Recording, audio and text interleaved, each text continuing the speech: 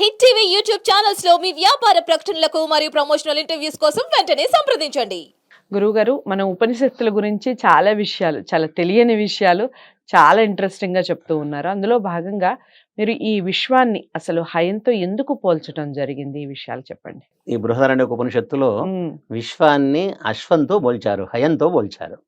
మంచి విశ్వాన్ని చాలా మంచి అశ్వంతో ప్రశ్న పోల్చారు. ఇది, మంచి ప్రశ్న. చాలా దీంతోనే rhyming మొదలవుతుంది. words. ఆ, ఇది మొదటి 4 అధ్యాయాల్లో ఈ ఉపనిషత్తు ఉంటే ఇందులో మొదటి అధ్యాయంలో ఉమ్, మొదటి బ్రాహ్మణం, దీన్ని బ్రాహ్మణం అంటారు. ఉమ్, ఉమ్, దీన్ని దీన్ని ఇది విశ్వహయం అనే దాంతోనే మొదలవుతుంది. ఉమ్, ఇక్కడ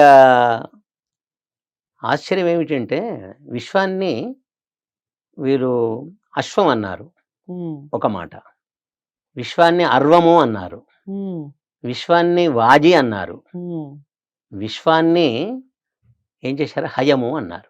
ఉమ్, ఇక్కడ అశ్వమన్నా గుర్రమే, ఉమ్, అర్వము అన్నా గుర్రమే, ఉమ్, వాజి అన్నా గుర్రమే, ఉమ్, హయం అన్నా గుర్రమే. ఉమ్, కానీ ఈ 4 పదాలను విశ్వానికి జాయిన్ చేశారు, అతికించారు వీళ్ళు. ఉమ్, ఎందుకు ఈ విధంగా ఈ 4 పదాలను 4 పదాలతో ఈ విశ్వాన్ని వ్యవహరించారు చెప్పండి. అంటే ఉమ్, ఇంకోటి అశ్వము అంటే అన్నం అన్నమాట, ఇంకో అర్థం ఓహో. అది. ఉమ్, ఉమ్, అంటే ఈ లోకంలో అన్నం కోసం బతికే వాళ్ళు ఉన్నారు, ఉమ్, అది అంటే కష్టపడే వాళ్ళు ఉన్నారు, ఉమ్, అన్నం కోసం కష్టపడే వాళ్ళు ఉన్నారు. ఉమ్, ఒకటి. ఉమ్, అర్వము అంటే కష్టపెట్టడం అన్నమాట, హింసించడం అన్నమాట.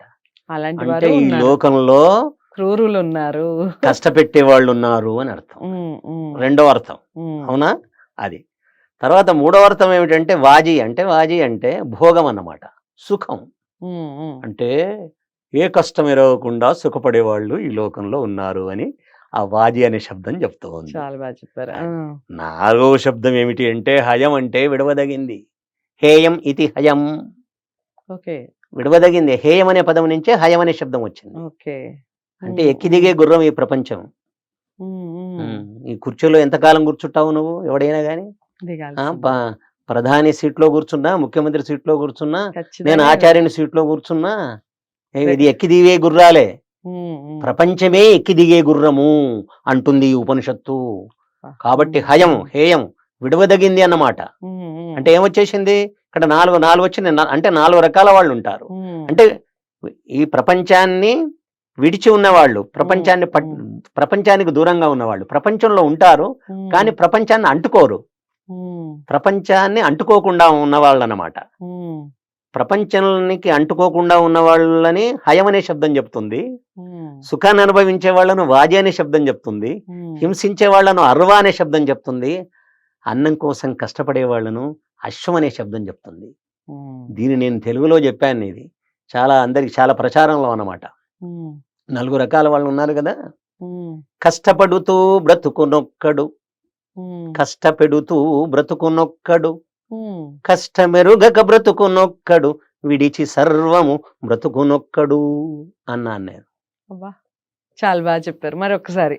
కష్టపడుతూ బ్రతుకునొక్కడు, ఉమ్, కష్టపెడుతూ బ్రతుకునొక్కడు, అంతేగా. కష్టమెరుగక బ్రతుకునొక్కడు, ఉమ్, విడిచి సర్వము బ్రతుకునొక్కడు. అన్ని వచ్చేసాయి 4. ఉమ్, ఈ విధంగా నేను అనువాదం చేశాను నేను. ఉమ్, ఎందుకంటే ఆ ఉపనిషత్తును నేను పండిత గోపదేవ శాస్త్రి దగ్గర చదువుకున్నాను గనక ఉమ్, ఆ గురువు గారు నాకు దాని సారాంశమంతా చెప్పినారు. ఉమ్, కాబట్టి అది నాకు అర్థమైంది గనక ఉమ్, నేను దాన్ని ఈ విధంగా చెప్పడం జరిగింది, అనువదించడం జరిగింది. ఉమ్, కాబట్టి ఈ సృష్టి ఈ ఈ ఈ సృష్టి అనే చక్రానికి నాభినేమి భగవంతుడే నిజానికి. ఉమ్, అంటే నాభి అంటే బిందువు అన్నమాట. రైట్. బిందువు వృత్తం, ఉమ్, ఉమ్, అంచు.